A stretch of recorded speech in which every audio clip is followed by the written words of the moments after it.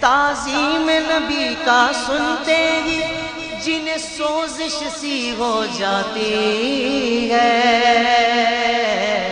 جنہیں سوزش سی ہو جاتی ہے، شوق توحید کے شربت سے، شوق توحید کے شربت سے ہم ان کا روگ مٹائیں گے،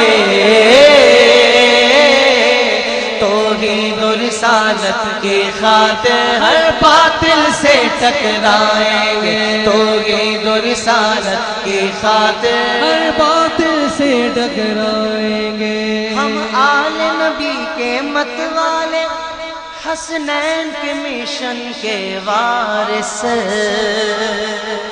جو آل نبی کا چاہنے والا ہے کہہ دے سبحان اللہ۔ ہم آل نبی کے مت والے حسنین۔ بسم اللہ الرحمن الرحیم۔ رب اشرح لی صدری ویسر لی امری واحلل عقدۃ من لسانی یفقہوا قولی۔ احمدک اللہم یا مجیب کل سائل، والصلاة والسلام علی من هو افضل الوسائل، وعلى آلہ واصحابہ ذوی الفضائل۔ اما بعد فاعوذ باللہ من الشیطان الرجیم، بسم اللہ الرحمن الرحیم۔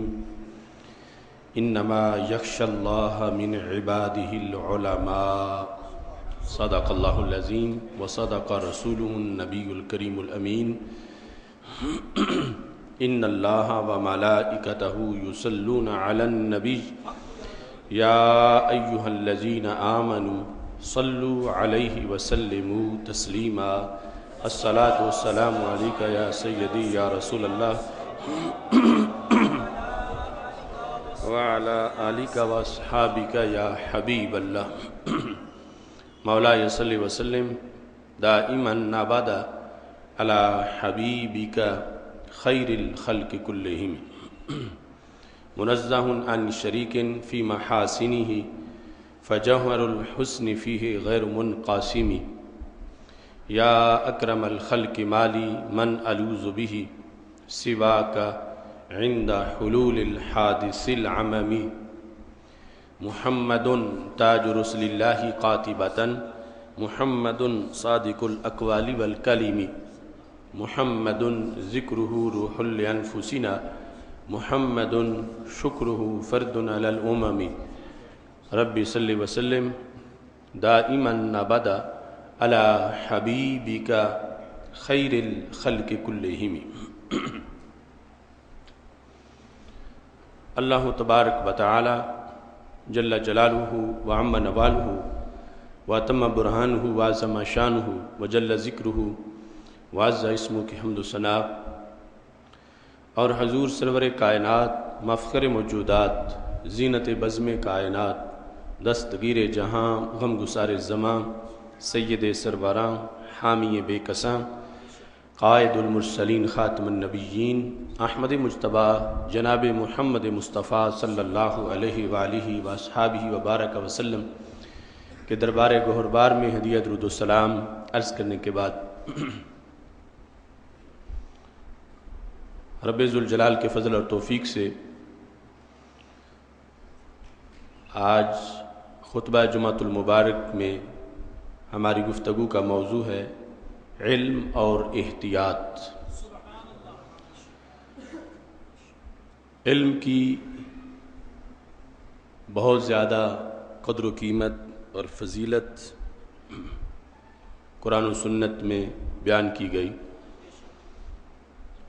اور آج جو بھی سمجھدار انسان ہے وہ سمجھتا ہے کہ علم کتنی بڑی دولت ہے اور علم کے کتنے فوائد ہیں۔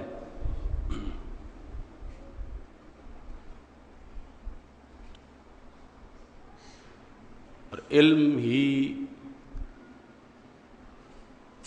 دو انسانوں کے درمیان وہ ذریعہ ہے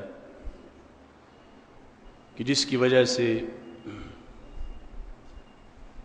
سویلائزیشن آبادیاں، معاشرہ تشکیل پاتا ہے، ایک دوسرے سے تعاون لینا، تعاون کرنا، ایک دوسرے کے دکھ سکھ میں شریک ہونا، اور زندگی کے تمام متعلقات میں مین کردار علم کا ہے۔ اس لیے علم کو نور بھی کہا جاتا ہے، علم کو زندگی بھی کہا جاتا ہے، اور بیک وقت علم کے ہزاروں نام ہیں۔ ہماری آج کی گفتگو علم کی شان سے متعلق اتنی نہیں جتنی احتیاط سے متعلق۔ ہمارے بہت سے اگر 20 موضوعات کہے جائیں تو یقیناً اس منبر سے علم کے بارے میں بیان ہو چکے ہیں، اس کے مختلف شعبات کے بارے میں۔ آج کا موضوع یہ ہے کہ علم کے لحاظ سے احتیاط کتنی چاہیے۔ علم نافع بھی ہے، علم ضار بھی ہے، علم مفید بھی ہے، علم نقصان دہ بھی ہے، علم جنت کا راستہ بھی ہے، اور علم جہنم کا ایندھن بھی ہے۔ پھر یہ ہے کہ یہاں تک کہ علم کا تعلق صرف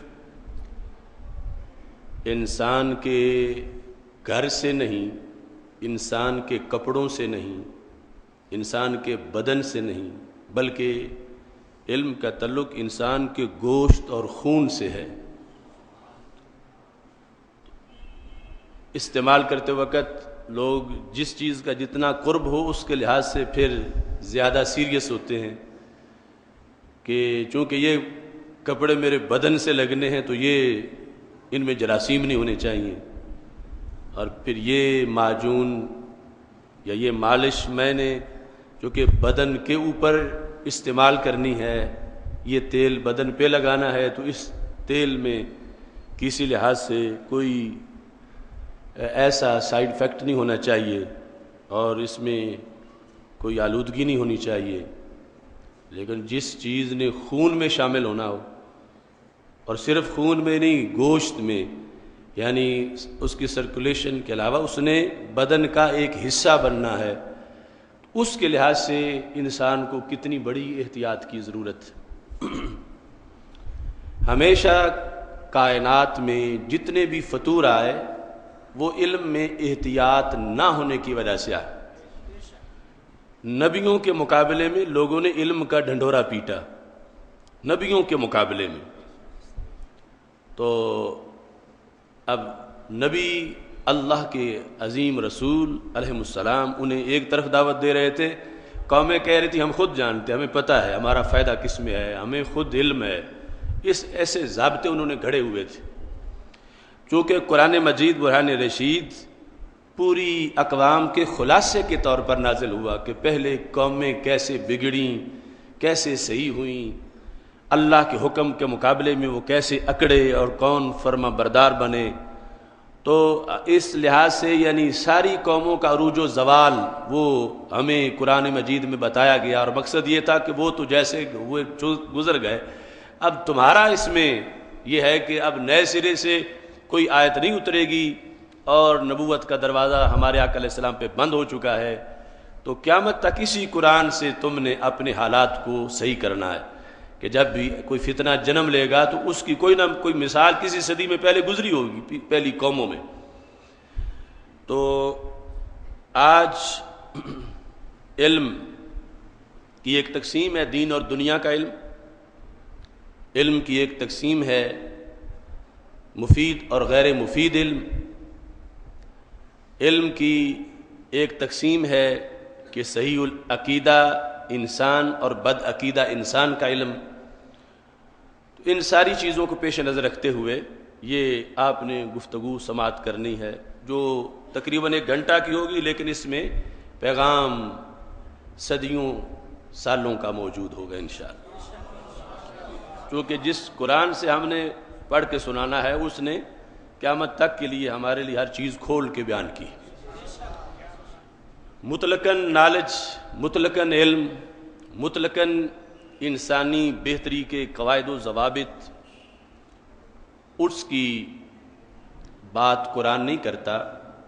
قرآن کے نزدیک جو انسان کے لیے مفید ہے قرآن اس کی بات کرتا ہے، اور اسی لحاظ سے ہم نے دیکھنا ہے کہ کون سا علم علم نافع ہے اور کون سا علم وہ ہے کہ جو انسان کو معاذ اللہ جہنم رسید کر دیتا ہے۔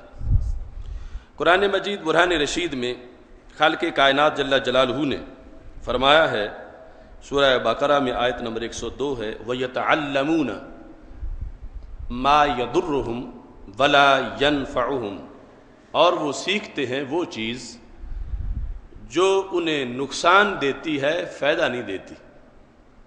اب یہ اللہ کا قرآن ہے جس میں یتعلمون، تعلم ہوتا ہے پڑھنا، تعلیم ہوتا ہے پڑھانا، یہ عربی زبان کی فصاحت ہے۔ علم یعلم کا مطلب ہوتا ہے کسی کو پڑھانا، اور تعلم یتعلم کا معنی ہوتا ہے خود پڑھنا۔ اس لیے یہ دونوں لفظ خیرکم من تعلم القرآن وعلمہ، اب دیکھو کتنی بلاغت ہے، پہلے پڑھا جاتا ہے تو پھر پڑھایا جاتا ہے۔ تو سرکار نے فرمایا تم میں سے بہتر وہ ہے من تعلم القرآن، جس نے پہلے پڑھا، وعلمہ، پھر آگے پڑھایا۔ تو تعلم بھی ہے، تعلیم بھی ہے، لیکن چونکہ تعلم پہلے ہے، تعلیم تو اس کا ایک پھل ہے، اس پہ مرتب ہوتا ہے۔ تو ہمارے آقا علیہ السلام کے لفظوں میں بھی وہ ترتیب موجود ہے کہ جو واقع میں چیز پہلے ہے وہ زبان پہ بھی پہلے ہے، اور جو واقع میں بعد میں ہے وہ زبان پہ بھی بعد میں ہے۔ خیرکم من تعلم القرآن وعلمہ، کہ تم میں سے بہترین وہ ہے کہ جس نے قرآن پڑھا، یہ ہے تعلم، وعلمہ، اور آگے پڑھایا۔ تو یہ یعنی لفظ تعلم کا استعمال ہوتا ہے پڑھنے کے لحاظ سے۔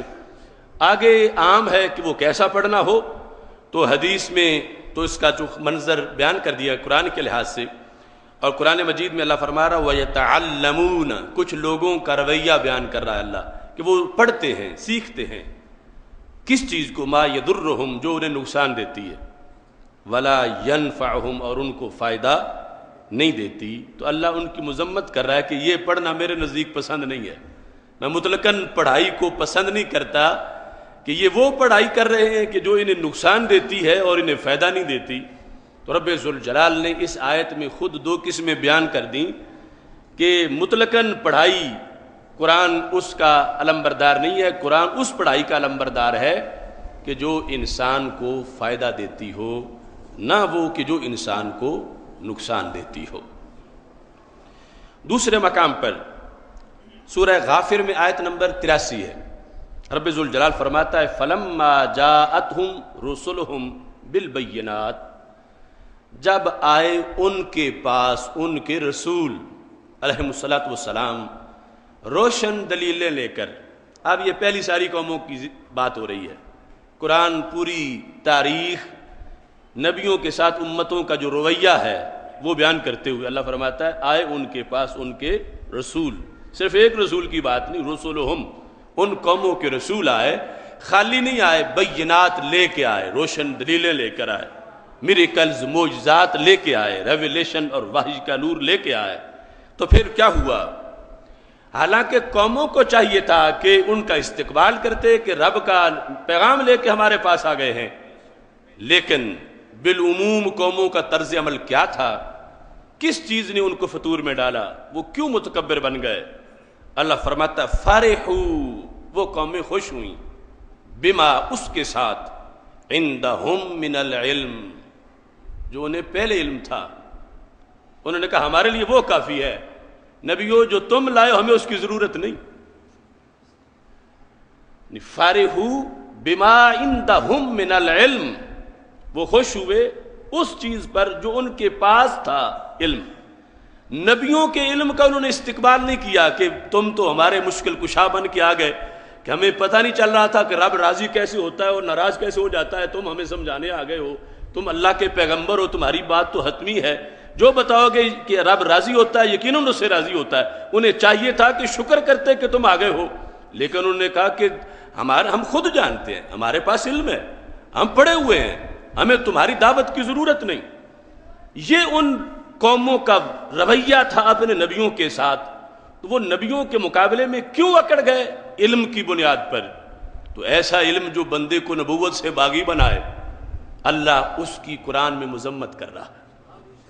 فارحوا بما عندهم من العلم، خوش ہوئے اس پر انہوں نے کہا ہمیں خوشی ہمارے پاس جو ہے، ہم سب جانتے ہیں، خود ہمیں پتہ ہے. اب آج بھی چونکہ اللہ دیکھ رہا تھا کہ ایسا ہونا ہے کہ جب قرآن پڑھا جائے گا، سنت بیان ہوگی، تو کچھ لوگ کہیں گے ہمیں اپنے نفع نقصان کا خود پتہ ہے. کچھ یہ کہیں گے اللہ کے رسول علیہ السلام دین بتانے آئے، دنیا ہم خود بہتر جانتے ہیں، ہم اپنی دنیا خود چلائیں گے.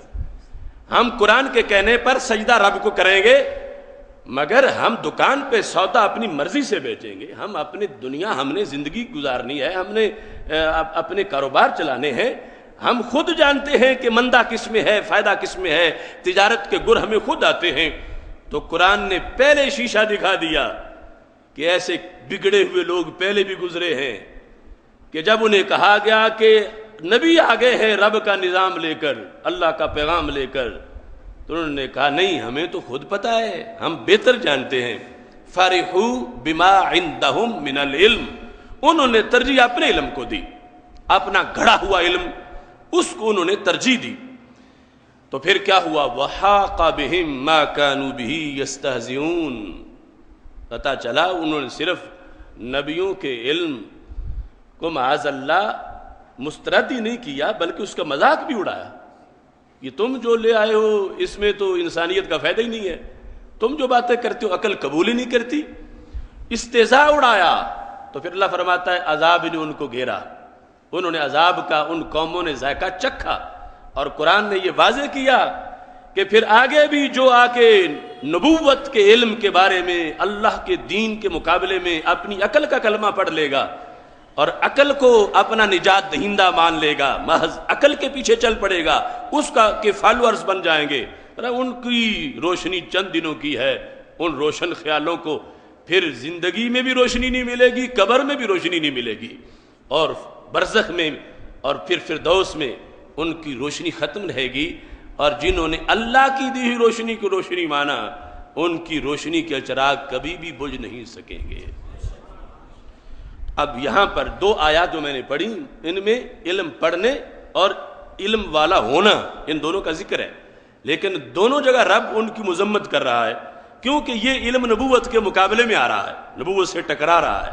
اللہ نے جو نبیوں پر وحی بھیج کے علم بھیجا ہے، اس کے مقابلے میں یہ علم جو تھا، آ رہا تھا، قرآن نے اس کی مذمت کر دی. تیسری آیت سورہ روم میں آیت نمبر 7 ہے. خالق کائنات جل جلالہ فرماتا ہے یعلمون ظاہرا من الحیات الدنیا وہم عن الآخرۃ ہم غافلون. یعلمون، جانتے ہیں، جاہل نہیں ہیں، علم کا لفظ بولا گیا، جانتے ہیں. کسے جانتے ہیں؟ فرمایا ظاہرا من الحیات الدنیا، جو حیات دنیا کا ظاہر ہے، یہ جو ظاہری رنگ و روغن ہے، جو ظاہری چمک ہے، جو ظاہری ٹھاٹ باٹ ہے، جو ایک ڈھلتا سایہ ہے، اس کو جانتے ہیں. اور بڑے اسپیشلسٹ بنے ہوئے ہیں کہ ہمیں کاروبار کے طریقے بڑے آتے ہیں، ہمیں دنیا میں عزت پانے کے طریقے بڑے آتے ہیں، ہم خود سب کچھ جانتے ہیں، ہمیں پتہ ہے.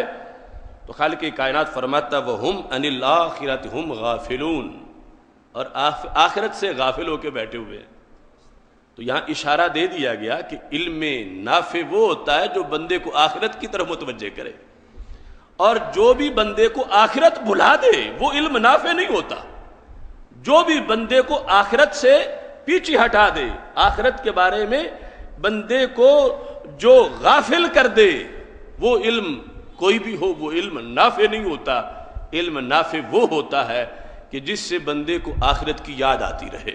تو خالق کائنات جل جلالہ نے قرآن مجید برہان رشید میں اس وقت فرما دیا جو آج ہم یعنی بہت سے لوگ بڑی مشکل کے پاس اس نقطے پہ پہنچتے ہیں کہ دیکھو یہ چین ہے راتوں رات کروڑ پتی بننے کی، اور اس کے ذریعے سے یورپ میں کتنے لوگ کروڑ پتی بن گئے، کتنے اس کے ذریعے سے ان کا جو میرٹ تھا وہ اونچا ہو گیا اور زندگی گزارنے کا گریڈ ان کا کتنا ہائی ہو گیا، وہ کتنے بڑی شان پا گئے اور کتنا بلند بالا مرتبہ مل گیا۔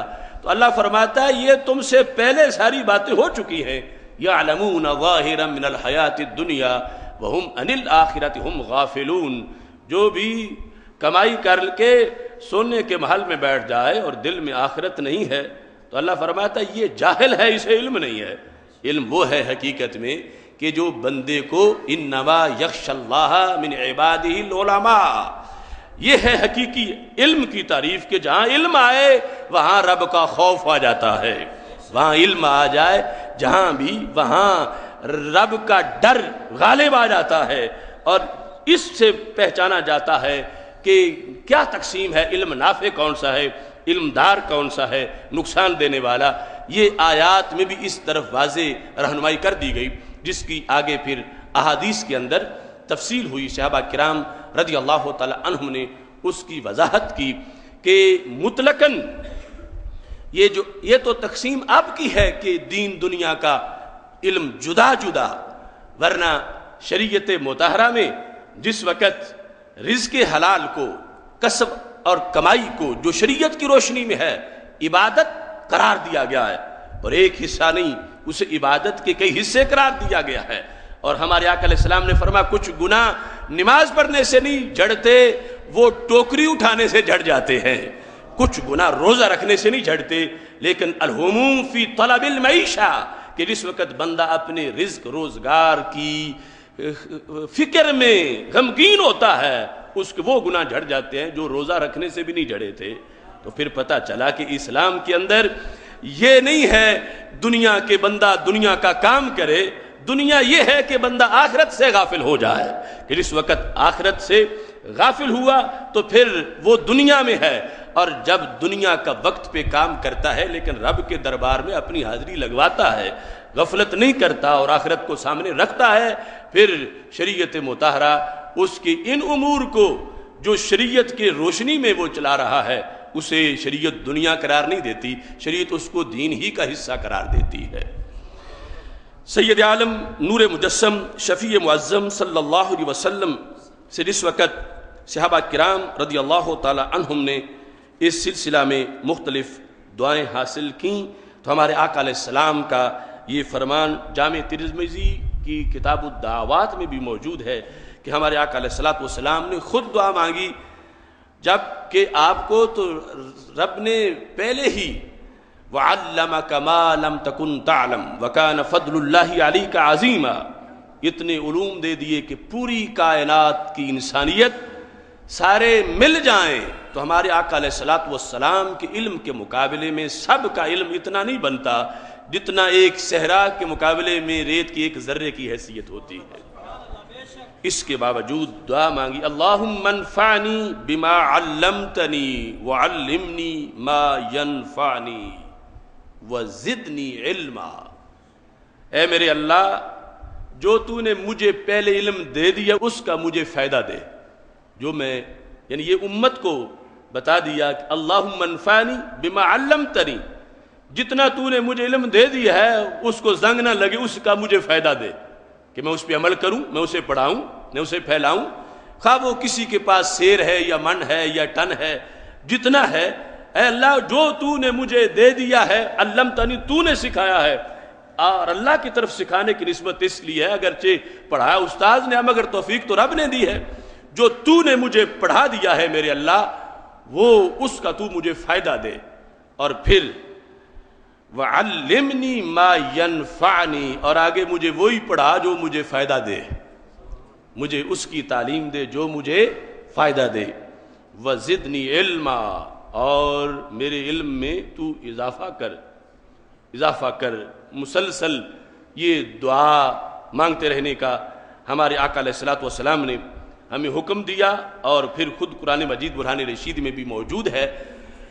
اس بنیاد پر جس وقت ایک انسان علم کی طرف متوجہ ہوتا ہے، اولین اس کے لیے یہ ہے کہ وہ رازدان بنے قرآن و سنت کا، اور یہ ہماری سب سے اولین ضرورت ہے بنیادی کیمپ ہے کہ جس کی بنیاد پہ پورا دین قیامت تک چلے گا، لیکن اس کے ضمن میں جو باقی شعبہ جات ہیں، ٹیکنالوجی ہے، مختلف اس کے شعبہ جات ہیں، ٹیکسٹائل ہے، ہماری زندگی کے جتنے شعبہ جات ہیں، ان میں جس وقت ایک انسان ان علوم کے ذریعے سے دین بیزار نہیں بنے گا، ان علوم کے ذریعے سے اہل دین سے اسے نفرت نہیں ہوگی، ان علوم کے ذریعے سے وہ اللہ اور اللہ کے رسول علیہ السلام کا باغی نہیں بنے گا، اور اس علم میں کوئی کفریہ جملہ نہیں ہے، وہ جو بھی ہے کفریہ جملہ نہیں ہے اس میں، اگرچہ مثال کے طور پر وہ انگریزی زبان کی تعلیم کیوں نہیں ہے، لیکن اس کے اندر جو پڑھایا جا رہا ہے وہ جملہ کفریہ نہیں ہے کوئی، اور پڑھنے والا پڑھ کے دین سے باغی نہیں ہو رہا اور یہود و نصارہ کے نظریے اپنا نہیں رہا، اندر سے ان کا حمایتی نہیں بن رہا، تو پھر شریعت اس علم کو بھی دار قرار نہیں دیتی، اس کو بھی نافع میں ہی شمار کرتی ہے۔ اصل یہ ہے کہ جس علم کو پڑھنے سے بندے کے دل سے خشیت ختم ہو جائے وہ پھر دار ہے، اور وہ اس کی وجہ سے نقصان ہے، اور جب خشیہ اس کے دل میں ہوگی تو اسے جہاں بھی چھوڑو وہ پلٹ کے مسجد ہی آئے گا، وہ اگرچہ چلا جائے یورپ میں، اگرچہ وہ چلا جائے افرنگیوں کے نرغے میں، اگرچہ آکسفورڈ اور کیمبرج میں ہو، اگر خشیہ ہے تو پھر وہ غیروں کا ذہنی غلام نہیں بن رہا، اور اس کی فکر مکہ مکرمہ اور مدینہ منورہ میں ہی پرواز کرتی رہتی ہے، تو پھر بھی اس کو یہ نہیں کہا جائے کہ یہ کسی حرام کام کا ارتکاب کر رہا ہے، جب خشیہ اس میں موجود ہے، عقائد سو سے بچا ہوا ہے، اور اس صورتحال میں جب چلے گا تو پھر اس کو دین کی طرف اس کی علوم اور جو دین پھیلانے کا اس کے دل میں درد ہے اور دین کو ہائی لائٹ کرنے کا شوق ہے، اس کی وجہ سے اس کے لیے آگے رستے کھلتے جائیں گے، ورنہ یہ بھی ہو سکتا ہے کہ بظاہر پڑھاتا قرآن و سنت ہے لیکن دل میں خشیہ نہیں ہے، یعنی وہ بد اعتقادی ہے، اہل اہوا میں سے ہے، اس کا عقیدہ زرد نظریات پہ مشتمل ہے، تو پھر اس کے علم کو بھی علم دین نہیں کہا جائے گا، علم نافع نہیں کہا جائے گا، علم دار کہا جائے گا، نقصان دہ علم کہا جائے گا۔ اس سلسلہ میں حضرت امام ابن سیرین، آپ سارے جانتے ہیں کہ وہ تابعین میں سے بہت بڑے امام ہیں اور تعبیر رویا کے بہت بڑے ماہر ہیں، اور علم حکمت کے لحاظ سے ان کا بڑا اونچا درجہ ہے۔ مجھے یہ شرف حاصل ہوا کہ میں بصرہ میں ان کے مرکز پرنور پر متعدد بار مجھے حاضری کا شرف حاصل ہوا جب میں عراق میں پڑھتا تھا۔ امام ابن سیرین کا یہ قول طبقات ابن سعد میں ہے، اور اس لحاظ سے سنن دارمی میں بھی ہے، اور اس کے علاوہ متعدد ماخذ میں ہے۔ لکھا ہے داخل رجلان علی محمد ابن سیرین من اہل الاہواء۔ یہ آج ہم جو لفظ بولتے ہیں نا بد عقیدہ، اس کا جو پرانا اس کی اصطلاح ہے وہ اہل اہواء، اہل ہوا میں سے ہونا، یعنی جو بندہ رافضی بنتا ہے، خارجی بنتا ہے، مرجیہ بنتا ہے، معطلہ بنتا ہے، مجسمہ بنتا ہے، معتزلہ بنتا ہے، جبریہ بنتا ہے، قدریہ بنتا ہے، یہ جو بظاہر سارے اسلامی فرقے شمار ہوتے ہیں، اصل میں وہ خواہش کا مریض ہے، ہوا کا مریض ہے۔ تو اہل اہوا میں سے دو مبلغ آ گئے، کس کے پاس؟ امام ابن سیرین کے پاس۔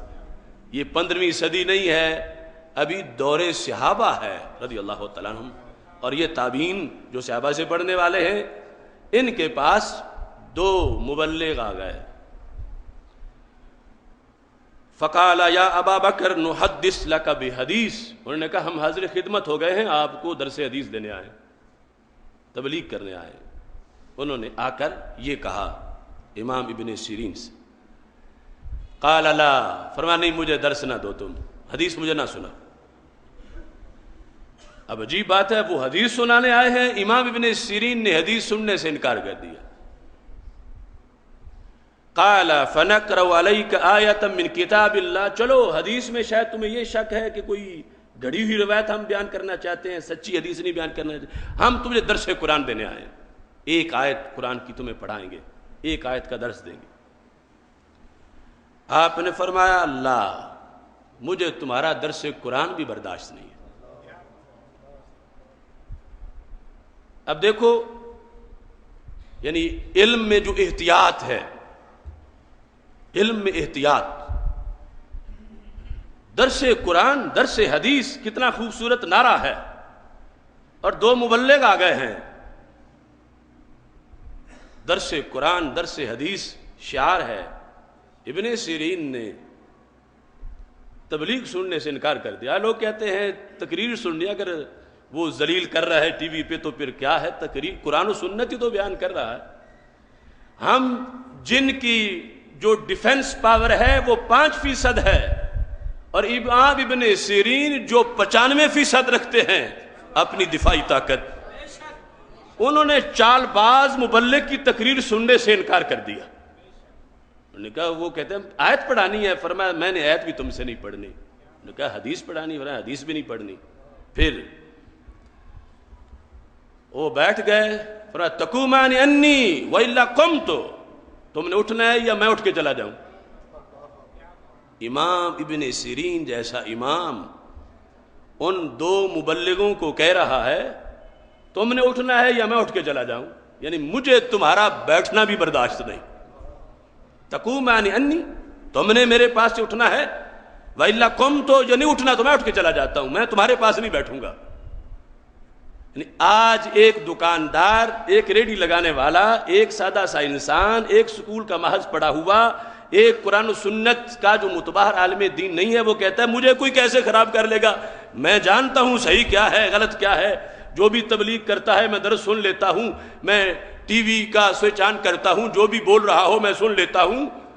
امام ابن سیرین درس قرآن درس حدیث اس بندے سے سننے سے انکار کیا کہ جس کا نظریہ سے ٹھیک نہیں. قرآن ٹھیک ہے، حدیث بھی ٹھیک ہے، لیکن دینے والے، درس دینے والے کا، علم بانٹنے والے کا، پڑھانے والے کا نظریہ ٹھیک نہیں ہے. اور فرمایا مجھے بیٹھنا بھی برداشت نہیں تمہارا، تم نے اٹھنا ہے یا میں نے اٹھنا ہے. جب آپ نے یہ کہا تو وہ ڈھیٹ ہو کے دونوں نکلے امام ابن سیرین کے دربار سے.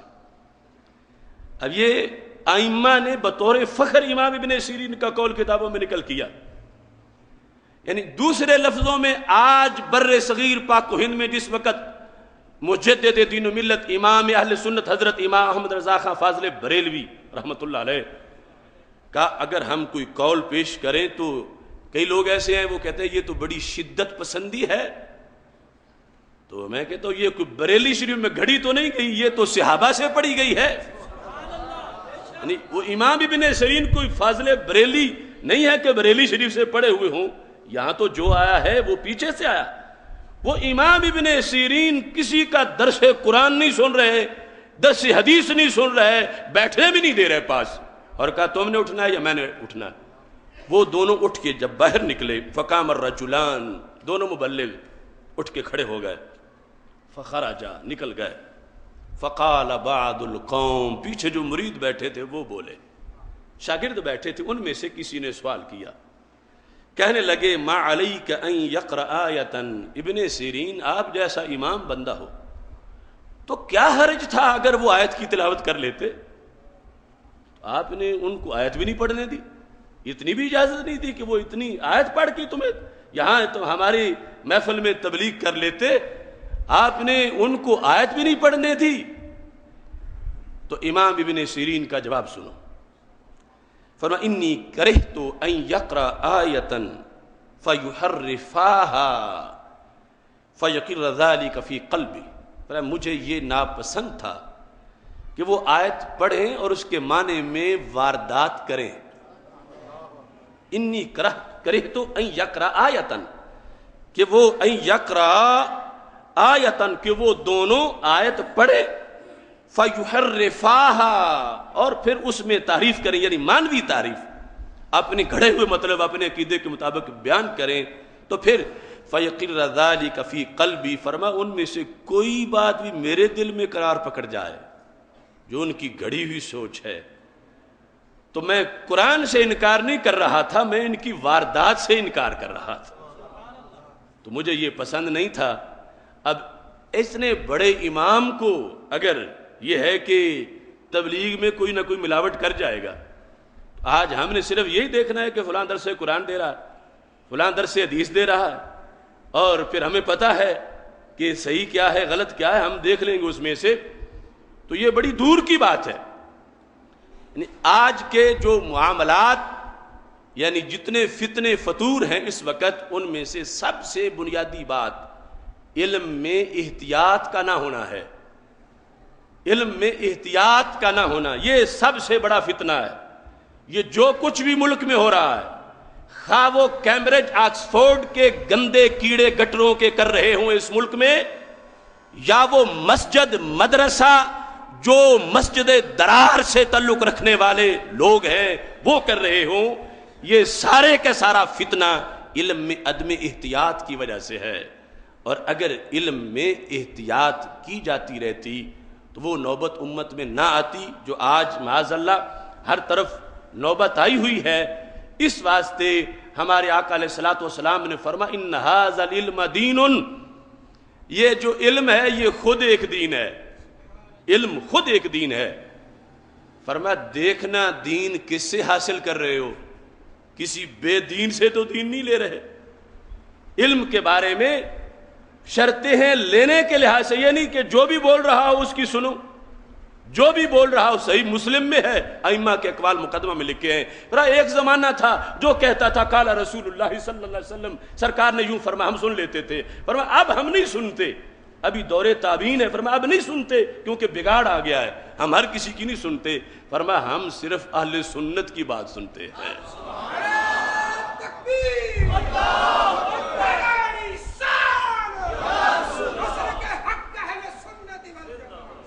یعنی وہ صحیح مسلم، اب امام مسلم جو سیاستہ میں سے، ان کی کتاب صحیح مسلم کے مقدمہ میں ائمہ کے قول لکھا ہے، اور ہم ہر کسی کی نہیں سنتے، جو بھی کہے آگے قال رسول اللہ صلی اللہ علیہ وسلم، جو حدیث بیان کرنے سے پہلے کہا جاتا ہے۔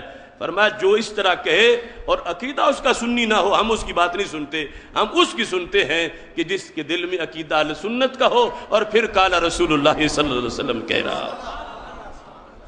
اب اس مقام پر جس وقت امام ابن سیرین نے یہ کہا تو اس میں ان کے کہنے کی وجہ کیا تھی؟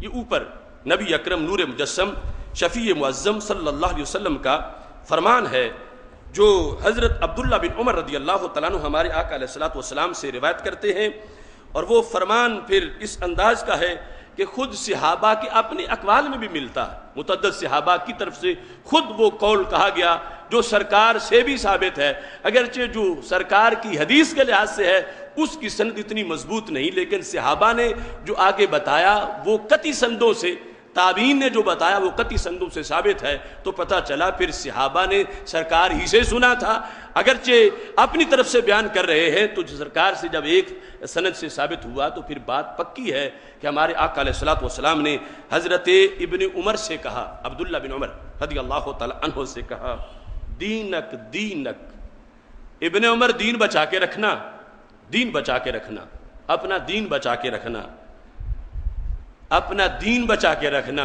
پوچھا محبوب یہ دین بچا کے رکھنا کیا مطلب ہے؟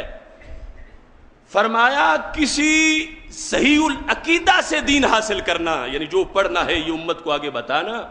فرمایا انما ہوا لحموں کا و دموں کا، فرمایا یہ جو علم دین ہے یہ یوں نہیں کہ گھر سے باہر کوٹھی کا رنگ و روغن ہو، یہ یوں نہیں جیسے بدن پہ پہنا ہوا کپڑا ہو، یہ یوں نہیں جیسے چہرے پہ لگایا ہوا تیل ہو، نہ یہ یوں ہے جیسے تمہارا خون اور گوشت ہوتا ہے۔ تو باقی چیزوں میں ملاوٹ چیک کر کے، اور جو خون میں شامل ہونا ہے، جو دل میں شامل ہونا ہے، جو گوشت میں شامل ہونا ہے، یہاں کوئی چیک اینڈ بیلنس ہی نہیں کہ کس کی بات خون بن رہی ہے، جو بھی بولے اس کو سننا شروع کر دو، اس کو قبول کرنا شروع کر دو۔ تو حضرت عبداللہ بن عمر کو سرکار فرما رہے ہیں، جن کی سیکورٹی کتنی مضبوط ہے، ان کو فرما رہے ہیں میرے آقا صلی اللہ علیہ وسلم۔ فرمایا وَلَا خُذْ عَنِ الَّذِينَ اسْتَقَامُوا، ان سے پڑھنا ہے جو مستقیم رہیں، وَلَا تَأْخُذْ عَنِ الَّذِينَ مَالُوا، فرمایا جو راہ سے ہٹ جائیں ان سے نہیں پڑھنا، جو سیدھے رہیں ان سے پڑھنا ہے، ان سے علم حاصل کرنا ہے، اور جو ٹیڑھے ہو جائیں ان سے علم حاصل نہیں کرنا۔ اور پھر حضرت انس بن مالک رضی اللہ تعالیٰ عنہ سے مروی ہے، وہ کہتے ہیں مجھے رسول اکرم صلی اللہ علیہ وسلم نے فرمایا ان ھذا العلم دین، ایک تو یہ ہے نا نماز دین ہے، روزہ دین ہے، حج دین ہے، سرکار فرماتے ہیں ان کا علم بھی دین ہے۔ یعنی جب ہم کہتے ہیں علم دین تو یہ ضابطۂ بیانیہ ہے، یہ علم خود دین ہے۔ تو جب یہ علم خود دین ہے، یہ پڑھنا خود دین ہے، تو پھر اس کے لیے احتیاط کتنی ہے۔ میرے آقا علیہ السلام فرماتے ہیں فَلْيَنْظُرْ أَحَدُكُمْ مِمَّنْ يَأْخُذُ دِينَهُ، تمہیں دیکھنا چاہیے کہ ہم دین حاصل کس سے کر رہے ہیں، ہمارا خطیب کون ہے، ہمارا مبلغ کون ہے، ہم کس چینل کو سن رہے ہیں۔ یہ علم خود دین ہے، اور جو بے دین ہو اس سے دین نہیں ملتا، دین اس سے ملے گا جو خود دین والا ہو۔ تو نبی اکرم نور مجسم شفیع معظم صلی اللہ علیہ وسلم نے علم میں احتیاط بیان کی کہ علم نافع رہے، علم دار نہ بن جائے۔ مطلقاً درس قرآن اور مطلقاً درس حدیث اس کے لحاظ سے ہمیں پہرے بیان کیے گئے، اور وہ دربار رسالت سے آگے مسلسل ان کی وضاحت کی گئی۔ اور اس کے لحاظ سے حضرت عبداللہ بن عباس رضی اللہ تعالی عنہ سے یہ مروی ہے، کہتے ہیں میں نے رسول اکرم صلی اللہ علیہ وسلم سے یہ سنا، سرکار فرمائے رہے تھے لا تأخذوا العلم الا امن تجوز شہادتہ، علم صرف اس سے پڑھو جس کی گواہی شریعت میں معتبر ہے، اور جو مردود الشہادت ہو، جس کی عدالت میں گواہی معتبر نہیں، اس کا پڑھانا بھی معتبر نہیں، اس کا خطیب ہونا معتبر نہیں، اس کا مبلغ ہونا معتبر نہیں۔ جو شریعت کی شرطیں پوری کر رہا ہو، جس کی شرعی طور پر گواہی جائز ہے عدالت میں، جو شرعی عدالت ہے، رب پڑھانا بھی اس کا جائز ہے، اس سے علم حاصل کرو، ہر کسی سے علم حاصل نہ کرو۔ یعنی جس سینے میں معلومات ہیں، یہ نہیں کہ وہ پڑھانا بھی اس کا شریعت میں معتبر ہو، پڑھانا اس کا معتبر ہے کہ جس کا کردار ایسا ہے کہ اس کی عدالت میں گواہی معتبر ہے، اس کا نظریہ عقیدہ معتبر ہے، کیونکہ جو حاصل ہوگا اس نے خون میں شامل ہونا ہے، اس نے گوشت میں شامل ہونا ہے۔ تو پھر اگر کسی بھنگی چرسی کا خون تمہارے خون میں ظاہری طور پر مل جائے تو کتنا خرابی کا موجب بن جائے گا۔ تو کسی بھنگی چرسی ڈاکٹر یا سکالر کا جو فکری طور پر بھنگیوں چرسیوں جیسا ہے، اگر وہ مل جائے گا نظریاتی بگڑا ہوا، تو پھر تمہارے دین کا کیا بنے گا۔ یعنی یہ تین حدیثیں جو حضرت عبداللہ بن عمر، حضرت عبداللہ بن عباس، حضرت انس بن مالک رضی اللہ تعالیٰ عنہم جدا جدا خود رسول اللہ صلی اللہ علیہ وسلم سے روایت کر رہے ہیں، پڑھانے کا، پڑھنے کا، علم کی احتیاط سرکار بیان کر رہے ہیں کہ دیکھو کس سے علم لے رہے ہو، بے دین سے علم حاصل نہ کرنا۔ اور پھر اس میں نبی اکرم نور مجسم شفیع معظم صلی اللہ علیہ وسلم کے آگے صحابہ روایت کرتا ہے، ابو ہریرہ کا اپنا قول ہے، کہتے ہیں ان ھذا العلم دین فانظروا عمن تاخذ دینہ، یہ علم دین ہے، دیکھ کے سیکھنا، ہر کسی سے نہ سیکھنا۔ اور حضرت عبداللہ بن عباس کا اپنا قول بھی موجود ہے، اور اس طرح علی المرتضیٰ رضی اللہ تعالیٰ عنہ کا قول بھی موجود ہے، اور پھر آگے تابعین کے قول ہیں جن میں یہ امام ابن سیرین کا اپنا قول بھی موجود ہے، اور تفصیل کے ساتھ حضرت امام مالک، اب یہ جو ائمہ اربعہ ہیں، امام مالک، امام اعظم ابو حنیفہ، امام شافعی، امام احمد بن حنبل، یعنی یہ بعد میں جب ان کا ذکر آتا ہے تو امام مالک کہتے ہیں ان ھذا العلم هو لحمک و دمک، یہ علم تمہارا گوشت ہے، تمہارا خون ہے، وَتُسْأَلُ يَوْمَ الْقِيَامَةِ عَنْهُ، قیامت کے دن اس سے پوچھا جائے گا کہ ملاوٹ کیوں کروائی تھی۔ فَانْظُرْ عَمَّنْ تَأْخُذُهُ، دیکھنا کس سے سن رہے ہو، چونکہ یہ ذریعہ ہے نا علم کے منتقل ہونے کا۔ میں بول رہا ہوں، آپ کے کانوں میں بات جا رہی ہے، میں لکھوں پڑھنے سے، تو جس ذریعے سے بھی علم حاصل ہوتا ہے کہ کتاب کس کی پڑھنی ہے، ترجمہ کس کا پڑھنا ہے، تقریر کس کی سننی ہے، درس کس کا سننا ہے، فرمایا کہیں خود بخود ایسے جراثیموں سے بھرے ماحول میں جا کے نہ بیٹھ جاؤ، تمہارے دل میں سب کچھ جا رہا ہے، یہ گوشت اور خون کا مسئلہ ہے، اس لیے دیکھ کے چلنا، چیتے کی آنکھ لے کے کہ کہیں کوئی واردات نہ ہو جائے، کہ زندگی بھر کی کمائی رائگانہ چلی جائے تو دیکھنا کہ کہاں سے تم دین حاصل کر رہے۔ اس سلسلہ میں اس کی تفصیل کے لحاظ سے جو میں نے شروع میں ایک اصول رکھا کہ علم نافع کون سا ہے اور دار کون سا ہے۔ حضرت عبداللہ بن مسعود رضی اللہ تعالی عنہ فرماتے ہیں علم نافع اور علم دار صحابہ کی ایک پوری جماعت کا یہ فیصلہ ہے کہ جس علم سے خشوع پیدا ہو وہ نافع ہے، خشوع پیدا ہو، اور جس سے خشوع پیدا نہ ہو وہ دار ہے۔ اور یہ کہا گیا ان اول علم یرفع من الناس الخشوع، سرکار نے فرمایا کہ سب سے پہلا جو علم انسانوں سے روٹ جائے گا، اٹھ جائے گا، وہ خشوع کا علم ہے۔ سب سے پہلے دلوں سے خشوع اٹھے گا قیامت آنے سے پہلے، اس کی شارٹیج ہو جائے گی خشوع کی۔ علم ہوگا خشوع نہیں ہوگا تو پھر علم اٹھ گیا۔ اب میں نے پچھلے جمعے میں بھی کہا تھا سرکار دو عالم صلی اللہ علیہ وسلم نے جو قیامت کی علامتیں بیان کی تو اس میں کیا یرفع العلم، قیامت کے نزدیک علم اٹھ جائے گا، جبکہ بظاہر اب جتنے مکتبے ہیں دور صحابہ میں تو ایک مکتبہ بھی نہیں تھا، اب لاکھوں مکتبے ہیں، 4-4 ایکڑ کی لائبریریاں ہیں، اور پھر اتنا ایڈوانس ہے کہ مکتبہ شاملہ اور اس طرح کی ایک ایک سی ڈی کے اندر ہزاروں کتابیں موجود ہیں۔ اور پھر یہ ٹیکنالوجی الیکٹرانک پرنٹ میڈیا سے ایک جگہ سے بات دوسری جگہ بیک وقت جو کہاں سے کہاں پہنچ رہی ہے۔ ایک ہے کہ دور صحابہ میں جو سامنے بیٹھے ہیں 10 بندے یا 20 یا 100 یا جتنے، ان کو تبلیغ ایک ہے بیک وقت پوری کائنات میں نیٹ کے ذریعے بولنا، یا پھر چینل اور اس سے جو ایڈوانس ٹیکنالوجی ہے، پھر جو ہے وہ سی ڈیز ہیں، اب ان سے نیٹ ہے، پھر یو ایس بی ہے اور کتنا کچھ ہے۔ لیکن سرکار نے فرمایا علم اٹھ جائے گا تو وہ یقیناً برحق ہے کہ علم اٹھتا جا رہا ہے، کہ علم اٹھنے کا مطلب ہے خشوع اٹھ جائے گا، علم سے جو دل میں ڈر پیدا ہوتا ہے۔ اب یہ بھیڑیے جو لوگوں کے سر دھڑ اڑاتے ہیں اور چہروں پہ داڑیاں ہیں اور نام کسی کا قاری ہے، کسی کا حافظ ہے، کسی کا عالم ہے، یہ داعش، روافظ اور خوارج، یہ سارے یہ دعوے دار تو علم ہی کے ہیں، دعوے دار تو انقلاب اسلامی کے ہیں، لیکن خشیت نہیں ہے، خشوع نہیں ہے، تو پتہ چلا علم نہیں ہے۔ علم اٹھ جائے گا تو سب سے پہلے جو اٹھے گا فرمایا وہ خشوع کا علم اٹھے گا۔ اور حضرت عبداللہ بن مسعود رضی اللہ تعالی عنہ کہتے ہیں، جامع ترمذی میں حدیث شریف موجود ہے، ان اقواما یقرؤون القرآن لا یجاوز تراقیہم ولکن اذا وقع فی القلب رسخ نفع۔ نافع علم کون سا ہوتا ہے یہ فیصلہ ہے حضرت عبداللہ بن مسعود رضی اللہ تعالیٰ عنہ کا۔ فرمایا، اور یہ حدیث سے ماخوذ ہے، فرمایا کچھ لوگ قرآن پڑھتے ہیں، یقرؤون، یہ نہیں کہ سیقرؤون، مستقبل میں پڑھیں گے، یعنی دور صحابہ ہے ابھی تو فرقے چونکہ خوارج روافظ کے پیدا ہو چکے تھے، کہا ان اقوامن، کئی قومیں ایسی ہیں، کئی قومیں، ایک قوم نہیں، کئی قومیں کیا کرتے ہیں، یقرؤون القرآن، قرآن پڑھتے ہیں، لا یجاوز تراقیہم، حلق سے نیچے نہیں آتا۔ یہ جو سینے کی سب سے اونچ والی ہڈی ہے یہ ہے تراقیہم، اور کہیں لا یجاوز حناجرہم کے الفاظ حدیث میں، حلق سے نیچے نہیں اترے گا، زبان پہ رہے گا۔ فرمایا ولیکن اذا وقع فی القلب، علم نافع کون سا ہوتا ہے؟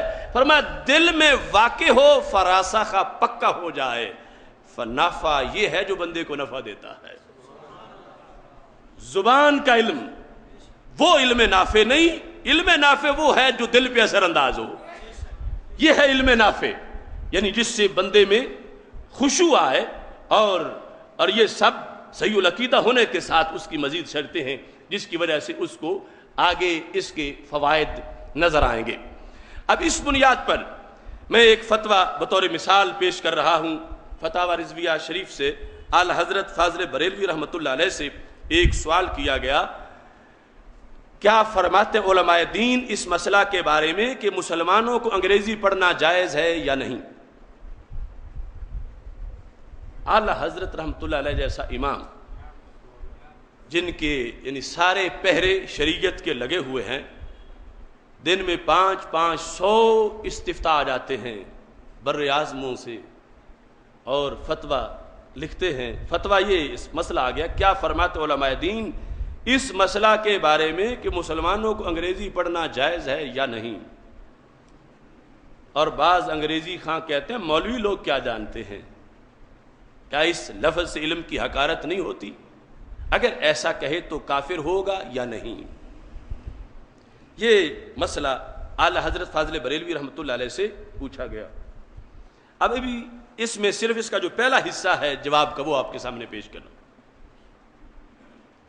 یعنی کچھ لوگ اب علم نافع اور دار کے لحاظ سے اعلی حضرت فیصلہ کرنے لگے انگریزی پڑھنا جائز ہے یا حرام ہے۔ فرمایا ایسی انگریزی پڑھنا جس سے عقائد فاسد ہوں، ایسی انگریزی پڑھنا، مطلقاً انگریزی کی بات نہیں، ایسی انگریزی پڑھنا جس سے عقائد فاسد ہوں اور جس سے علماء دین کی توہین دل میں آئے۔ اب علماء دین سے مراد برحق علماء دین، یعنی اس بندے کے دل میں انگریزوں کی ادائیں اور انگریز وہ زیادہ اثر کر گئے ہیں، اور کہتے ہیں یہ مولویوں کا کیا ہے، ان مولویوں کا کیا پتہ ہے، مولوی کیا جانتے ہیں۔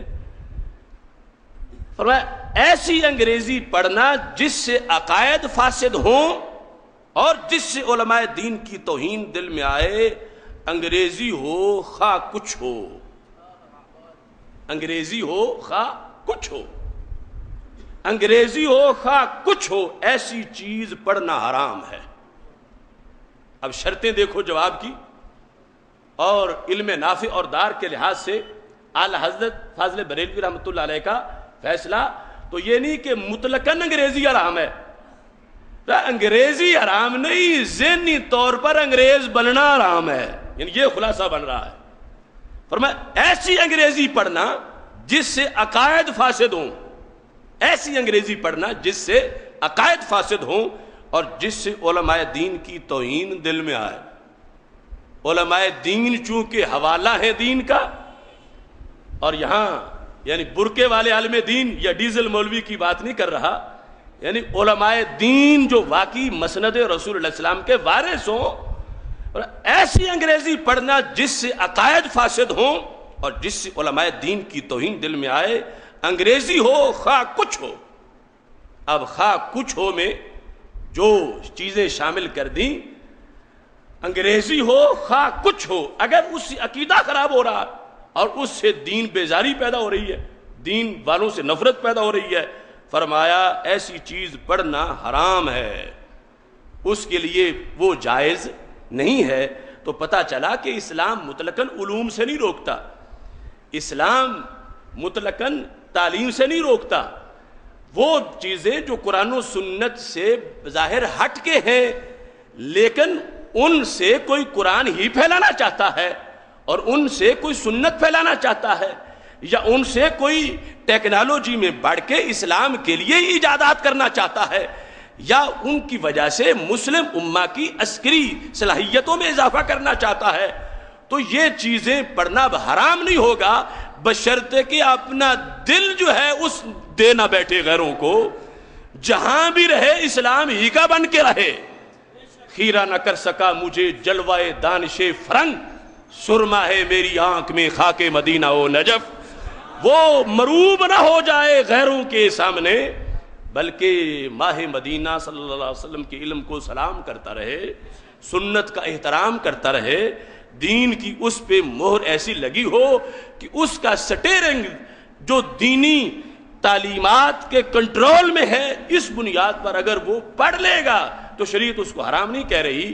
اور اگر ایسا ہے کہ جس کی وجہ سے وہ پڑھ رہا ہے اور ساتھ اس کو دین سے نفرت بھی ہو، ساتھ ساتھ وہ گرویدہ ہو رہا ہے غیروں کا، یا جس کے بارے میں پھر خطرہ ہوگا کہ ہو جائے گا، اس کو پھر روکنا بھی چاہیے کہ پالا پوسا مسلمانوں کا بچہ، نام اسلامی ہے، دماغ انگریز کا بنے گا تو پھر کیا حشر بپا کرے گا، تو پھر اس کو روکنا بھی چاہیے جس پر خطرات اور خدشات ہیں، اور جو مضبوط ہاتھوں میں ہے پھر وہ آگے ول پاور اس کی یہ ہے کہ وہ غیروں کے ہتھے نہیں چڑھ جائے گا، اور اس صورتحال میں وہ ساری احتیاط پوری کرے گا۔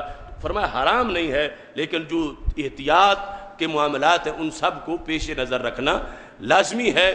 یہ دیگر علوم کے لحاظ سے نافع یا غیر نافع ہونے کی ایک مثال میں نے فتاوی رضویہ سے آپ کے سامنے پیش کی.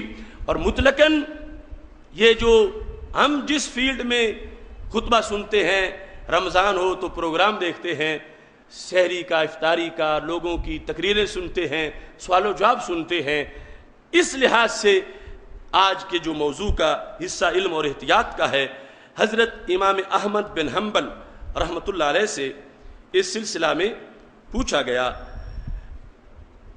اور بلکہ خود حضرت عمر رضی اللہ تعالیٰ عنہ سے یہ بات چلی، اور اوپر قرآن کی آیات ہیں، احادیث ہیں.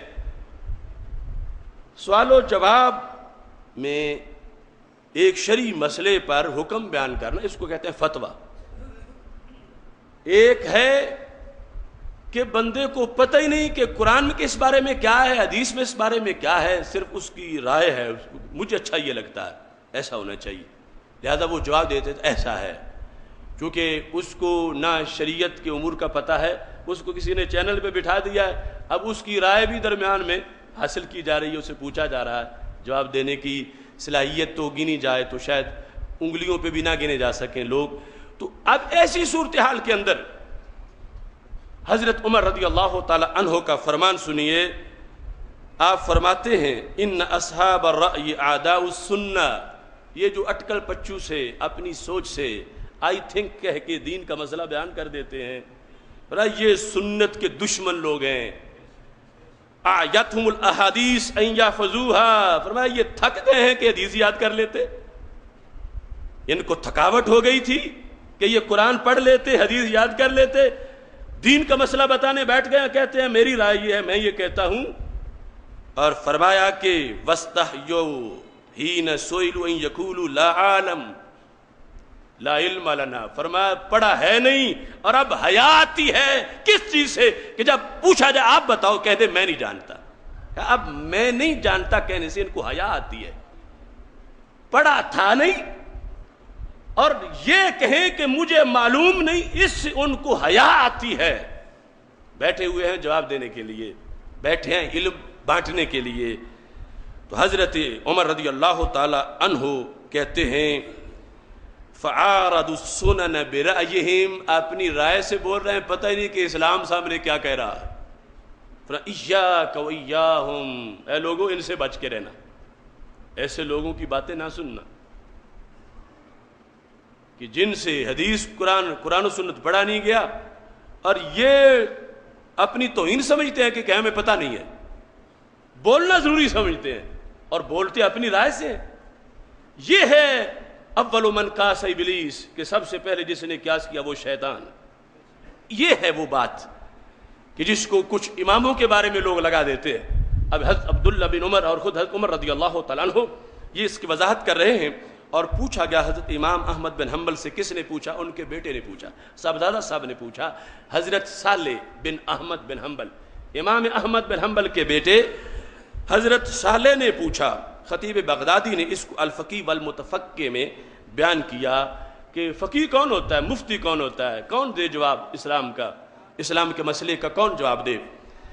پوچھا صاحبزادہ صاحب نے ابا جی سے کہ ما تقول فی الرجل یسأل عن الشیء فیجیب فی الحدیث، آپ اس بارے میں کیا کہتے ہیں کہ ایک بندے سے سوال کیا گیا کہ اس مسئلے کا حل کیا ہے، تو اس نے حدیث پڑھ کے سنا دی. حدیث میں اس نے کہا یہ مسئلے کا حل لکھا ہوا ہے حدیث میں، رائے سے نہیں بول رہا، حدیث پیش کر رہا. پتہ ہے حدیث پیش کر رہا تو حدیث پڑھا ہوا تو پھر ہی پیش کر رہا. تو حضرت امام احمد بن حنبل کے بیٹے نے پوچھا ابا جی اگر کسی سے مسئلہ پوچھا جائے اور وہ جواب میں حدیث سے مسئلہ بیان کر دے، لیکن وہ فتویٰ کے اصول نہیں جانتا، وَلَيْسَ بِعَالِمٍ بِالْفُتْيَا، وہ محدث ہے، حدیث اس کو آتی ہے، لیکن اسے یہ پتہ نہیں کہ فتویٰ کی اصول کیا ہے. چونکہ ہر چیز جو حدیث میں ہو ضروری نہیں کہ اس کا فتویٰ دینا بھی جائز ہو، ضروری نہیں کہ وہ فتوے کا جواب بھی صحیح ہو. چونکہ حدیث کے لحاظ سے تو وہ ایک ذخیرہ علم میں ہے، اس میں متروک بھی ہے، مرجو بھی ہے، اس میں مخصوص بھی ہے، اس میں خصوصیت بھی کسی کی ہے، اس میں پہلے زمانے کی بات بھی ہے جو بعد میں تبدیل کر دی گئی، اور ہو سکتا ہے کہ اس کی سند میں کوئی سکم ہو، اگرچہ وہ حدیث میں لکھی ہوئی ہے بات۔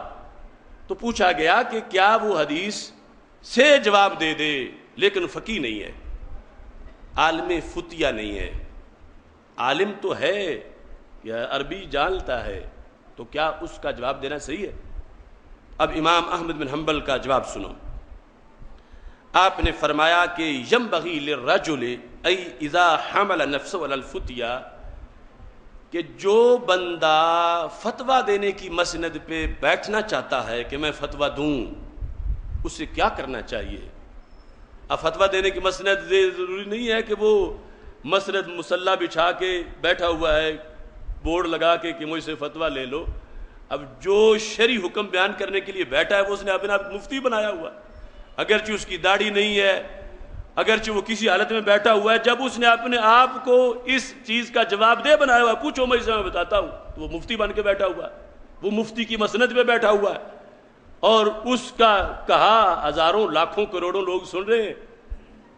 تو امام احمد بن حنبل نے کہا کہ جو بندہ کسی مسلمان کے سوال کا شرعی جواب دینا چاہے، اس کے لیے ضروری ہے کہ وہ سنت کا عالم ہو، پہلی شرط سنت کا عالم ہو، پھر عالمم بوجوہ القرآن، قرآنی آیات کی ساری تعبیریں اس کو آتی ہوں، صرف ترجمہ تفسیر نہیں، وجوہ قرآن کا عالم ہو، وجوہ قرآن جانتا ہو کہ ایک اس کی تفسیر یہ بھی ہے، ایک یہ بھی ہے، ایک یہ بھی ہے، 25 تفسیریں ہیں، 40 تفسیریں ہیں، پھر اس میں فلاں آیت فلاں تفسیر کی حمایت میں ہے، فلاں فلاں کی حمایت میں ہے، راجح اس میں سے کون ہے، اس کو وجوہ قرآن کا پورا پتہ ہو، اس کو سنن کا پتہ ہو، پھر عالمم بالاسانید الصحیحہ، جو چین آف اتھارٹیز ہے، صحیح سندیں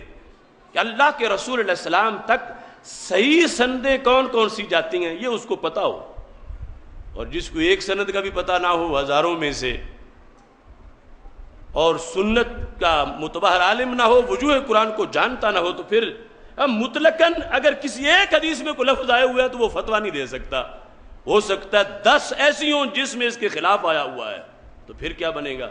اس کو تو صرف ایک کا پتہ ہے۔ اور اس کے ساتھ فرمایا وَإِنَّمَا جَاءَ خِلَافُ مَنْ خَالَفَ لِقِلَّةِ مَعْرِفَتِهِمْ بِمَا جَاءَ عَنِ النَّبِيِّ صلی اللہ علیہ وسلم فِي السُنَّةِ، جو میں نے شروع میں بات کی امام احمد بن حنبل اس زمانے میں کی، جتنا اختلاف آیا ہے، جتنا فرقہ واریت آئی ہے، کشمکش ہوئی ہے، یہ سارا نتیجہ قلت علم کا ہے۔ فرمایا انما جاء خلاف من خالف لقلت معرفتهم بما جاء عن النبی صلی اللہ علیہ وسلم، کہ سرکار سے کیا ملا ہے امت کو، اس کو کم جاننے کی وجہ سے اختلاف آ گیا ہے۔ وقلت معرفتهم بصحیحها من سقیمها، یہ نہیں پہچان کہ صحیح کیا ہے اور سقیم کیا ہے، یہ نہ ہونے کی وجہ سے یہ سارا کچھ ہوا ہے۔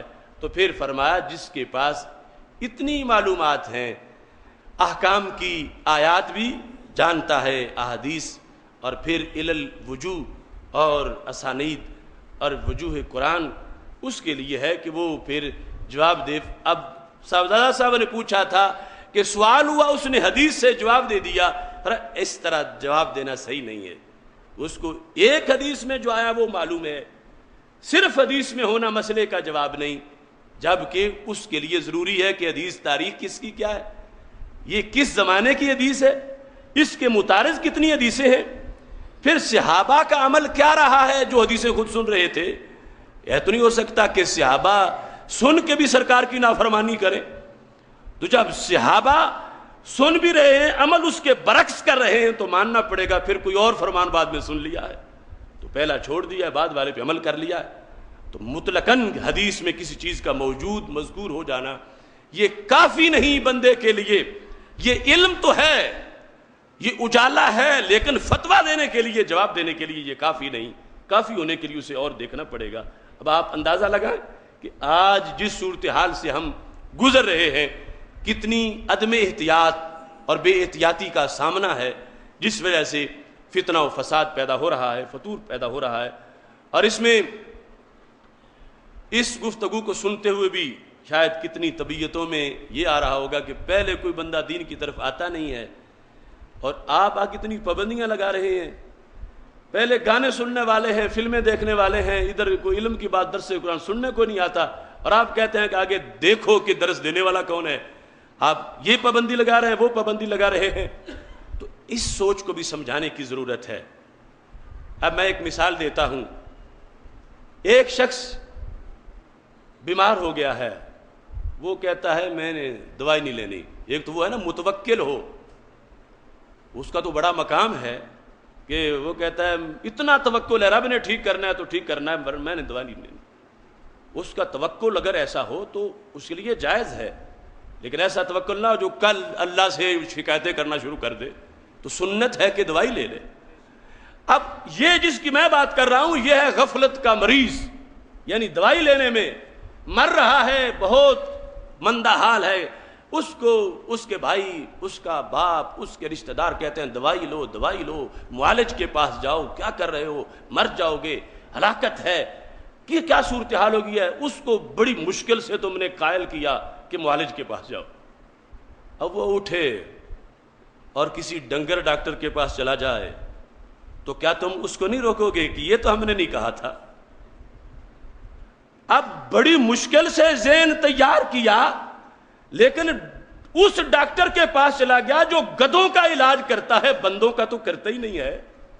اب تم کہتے ہو کہ تم نے عمل نہیں کیا، وہ کہتا میں تمہاری مان کے آیا ہوں، معالج ہی ہے نا، معالج ہے، میں معالج کے پاس. تم کہتے ہو تم معالج کے پاس چلو، معالج کے پاس چلو، معالج کے پاس چلو. میں تو آتا ہی نہیں تھا، تمہارے کہنے پہ آ گیا ہوں. اب یہ بھی معالج ہے تو مجھے علاج کروانے دو. تو کیا تم نہیں بولو گے کہ یہ ڈنگروں کا معالج ہے، ہم بندوں کے معالج کی بات کر رہے تھے؟ تو یہ ضرور کہو گے نا، ہر بندہ کہے گا.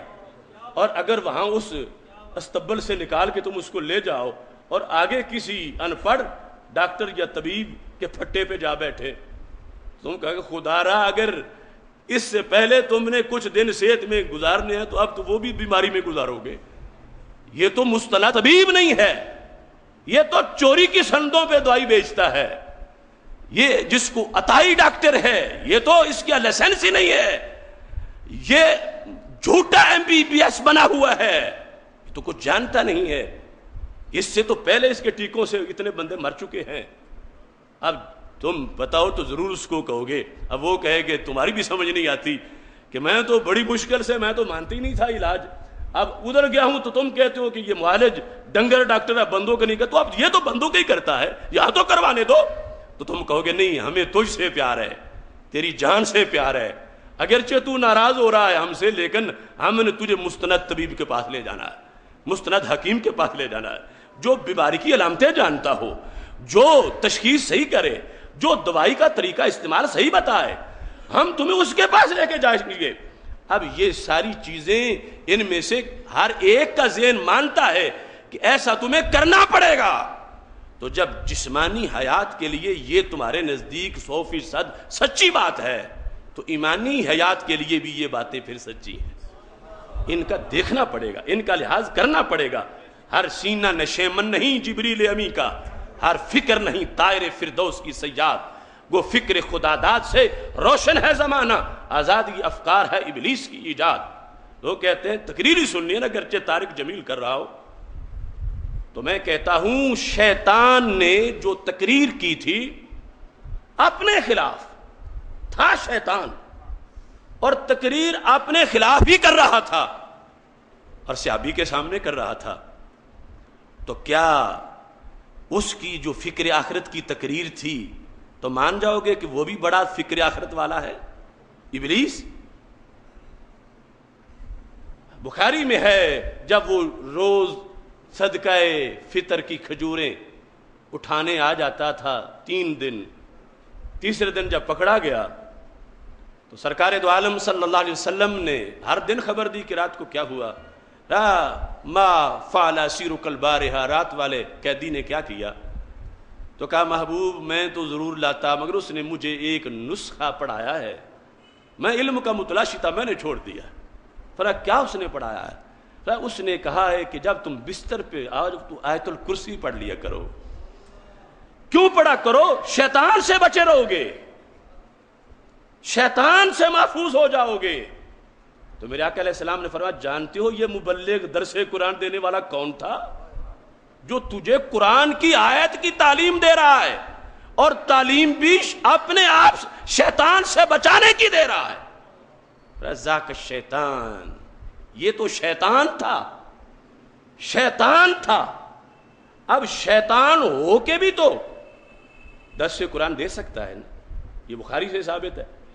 اور پھر یعنی انداز کیا ہے کہ ایک بندہ جو معاشرے کے عیب اپنے اندر ہیں انہیں ہی تقریر میں بیان کر رہا ہے، یوں بھی نہ کرو، یوں بھی نہ کرو، یوں بھی نہ کرو، یوں بھی نہ کرو، اور خود سب کچھ وہ کرنے والا بھی ہے، اس کا تبلیغی سٹائل ابلیسی نہیں تو اور کیا ہے؟ تو ابلیس خود ڈرا رہا ہے کہ میں تمہیں نسخہ دینے آیا ہوں، شیطان سے بچ جاؤ گے، ہے خود ہی شیطان اور تبلیغ کر رہا ہے۔ تو میرے آقا علیہ السلام نے جب یہ بتایا فرمایا ان الکذوب قد یصدق، کو بڑا جھوٹا بھی کبھی سچی باتیں کر جاتا ہے، تو ہے ابلیس، لیکن یہ بات سچی ہے اس کی، ہے ابلیس۔ تو ابلیس سے بھی ایسا ہو سکتا ہے۔ تو پتہ چلا کہ مطلقاً مبلغ ہونا، مطلقاً تقریر کرنا، مطلقاً قرآن کا درس دینا یہ معیار حق نہیں ہے کہ جو ایسا کر رہا ہے سچا بھی ہے، جو ایسا کر رہا ہے دیندار بھی ہے، جو ایسا کر رہا ہے اس کا پھر رب سے رابطہ بھی ہے۔ کس کو نہیں پتا کہ پاکستان میں جو بھی قتل و غارت ہوئی اس کی نرسری یہ جماعت ہے، خواہ وہ لشکر جنگوی بنے یا داعش بنے یا طالبان بنے یا وہ تحریک طالبان ہو، وہ پنیری تو ان بھیڑیوں نے تیار کی ہے۔ تو اس تبلیغ سے لوگوں کے بچے اغوا کیے ہیں اور آگے ان کو پہنچایا ہے۔ اس لیے یہ سوچ کے سنو کس کی بات کہ کون بول رہا ہے، اس کی ابلیس سے سیٹنگ ہے، اس طرح لوگوں کے نفسیات پہ حملہ کر رہا ہے۔ اب شیطان کو اس وقت جو تبلیغ میں یہی تھا نا کہ یہ جس بندے نے مجھے پکڑا ہوا ہے روزانہ رات جو جاگتا ہے اور اسے خدشہ یہی ہے کوئی چوری کرنے والا آ جائے گا تو میں اسے وہ نسخہ دوں جو اس کی رات تو آرام سے گزرے کہ وہ پڑھ لے تو یہ چوری سے بچ جائے۔ اب نفسیات کو دیکھ کر اس نے وہ تبلیغ شروع کر دی اور ایسی گفتگو کی۔ تو ایسے ہی یعنی معاشرے کے عیب بیان کرنا، معاشرے کے سکم بیان کرنا، معاشرے کی کمزوریاں بیان کرنا، یہ کوئی کمال نہیں ہے کہ جس وقت خود وہی کوئی مرتکب بھی ہے ان چیزوں کا، اور جس وقت نظریہ سو اور عقیدہ دلالت کے ساتھ اس کا تعلق ہو۔ ایسی تبلیغ وہ ایک وقتی سرور ہے کانوں کا، اور پھر غرور ہے، دھوکہ ہے، فراڈ ہے اور فریب ہے۔ علم نور وہی ہے کہ جو علم دربار رسالت سے فیض یاب ہونے والوں کو ملتا ہے۔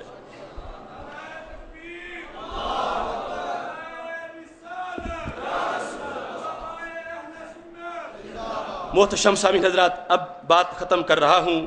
جو اعلیٰ حضرت رحمۃ اللہ علیہ سے پوچھا گیا یہ لفظ کے مولوی لوگ کیا جانتے ہیں، یہ ایک بابو سٹائل ہے، مولوی لوگ کیا جانتے ہیں۔ ایک تو یہ ہے کہ اس میں معین کیا جائے کس مولوی کی بات ہو رہی ہے، اور مطلقاً کہنا مولوی لوگ کیا جانتے ہیں، تو پھر کیا جس نے 20 سال پڑھا 80 سال پڑھایا وہ نہیں جانتا؟ تو جس کو 2 اور 2 4 کا پتہ یہ جانتا ہے۔ کس نے 14 صدیوں میں دین ہم تک پہنچایا؟ کس نے جگر پگھلایا؟ کس نے 100 جلد میں کتاب لکھی؟ کس نے اپنی زندگی میں 10,000 میل سفر قدموں پہ چل کے ایک ایک حدیث اکٹھی کی؟ وہ اس شعبے کا نام کیا ہے؟ پھر مطلقاً کہنا مولوی لوگ کیا جانتے ہیں، جو آج ہر کسی کا سٹائل بنتا جا رہا۔ تو اعلیٰ حضرت رحمۃ اللہ علیہ نے اس کے جواب میں لکھا یہ لفظ کہ مولوی لوگ کیا جانتے ہیں، اس سے ضرور علماء کی تحقیر نکلتی ہے، اور علماء دین کی تحقیر کفر ہے۔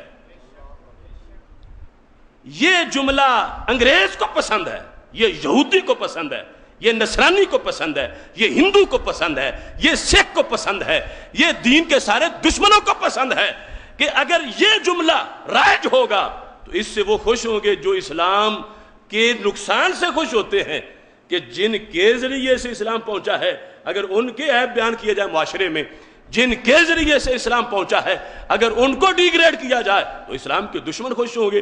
اور یہ وہ جملہ کہلوانا چاہتے ہیں، اور یہ آج کا بابو کہنا چاہتا ہے، اور آج کا یہ تھوڑا بہت سکول کالج میں پڑھا ہوا اس سے بولتا ہے، اس کو خبر نہیں ہے کہ کتنے جہاد کر کے دین کے لیے جگر پگھلا کے صدیوں سے ہو بہو دین ہم تک پہنچایا تھا۔ نہ بجلی تھی، نہ پنکھا تھا، نہ بلب تھا۔ ان لوگوں کے حوصلے دیکھو کہ ہزار تک، یعنی ایک ایک مہینے میں ان کے لکھے ہوئے اوراق بن جاتے تھے، اور جگر پگھلا کے اتنی تحقیق پیش کی، پڑھا پڑھایا، نہ تنخواہ تھی، نہ وظیفہ تھا، نہ کسی کے در پہ جاتے تھے، اتنے غیور تھے، ساری زندگی انہوں نے اس فاقے مستی کے اندر گزار دی، مگر دین کا پرچم نیچے نہیں آنے دیا۔ ان کے بارے میں یہ کہتے ہیں یہ لوگ کیا جانے، تو پھر جانتا کون ہے؟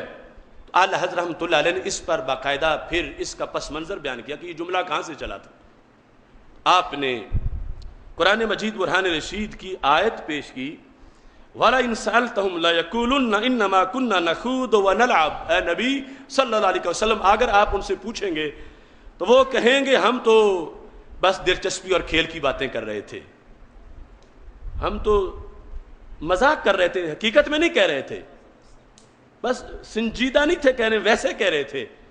تو کہو قل اب اللہ وآیاتہ ورسولہ کنتم تستہزئون، میرے نبی نے فرمایا تمہیں رب کے رسول اور رب کی نشانیاں ہی مذاق کے لیے ملی ہیں۔ تو آیات کے اندر رب کی نشانیوں میں یہ داخل کیا گیا، کس چیز کو، پس منظر کیا ہے؟ فرمایا جس وقت تبوک سے واپسی ہو رہی تھی تو مجلس میں لوگ بیٹھے تھے، قال رجل فی غزوۃ تبوک فی مجلس یوم ما رأینا مثل قرائنا هؤلاء ولا ارغب بطونا ولا اسنا ولا اجبن عند اللقاء۔